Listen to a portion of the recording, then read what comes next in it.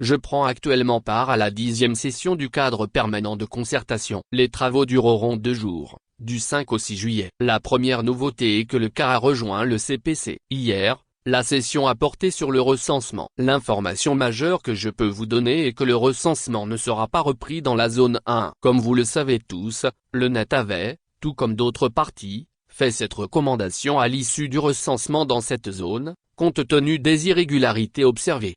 Le ministre chargé de l'administration territoriale nous a fait le point des chiffres provisoires du recensement, en attendant les chiffres définitifs de la SENI et l'audit du fichier par la francophonie.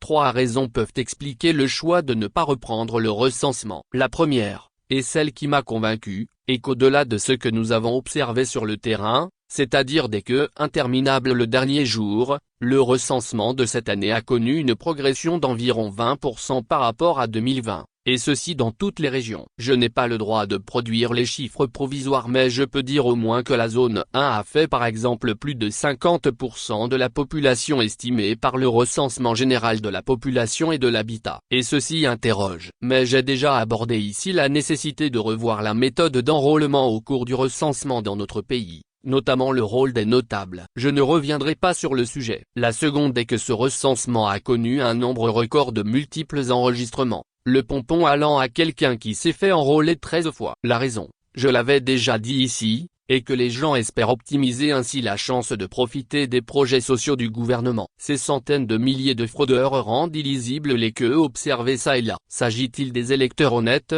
ou de personnes voulant maximiser les chances, d'autant plus que la plupart des CLC ont connu une affluence très faible les 3 premiers jours du recensement.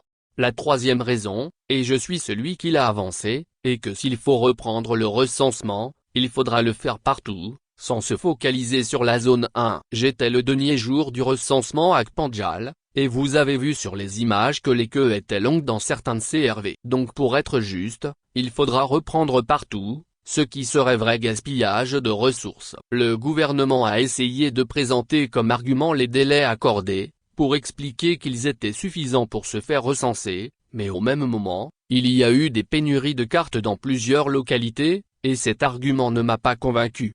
Donc la principale information est que le recensement ne sera pas repris. Bientôt les listes seront affichées et il faudra à ce moment faire des recours contre les personnes indûment recensées. C'est très important. J'en parlerai demain. Dites-moi ce que vous pensez de cette décision. Ce qui est triste dans tout ceci, c'est que bon nombre de ceux qui vont répondre ici n'ont pas leur carte d'électeur, surtout ceux qui sont à Lemay. Bref.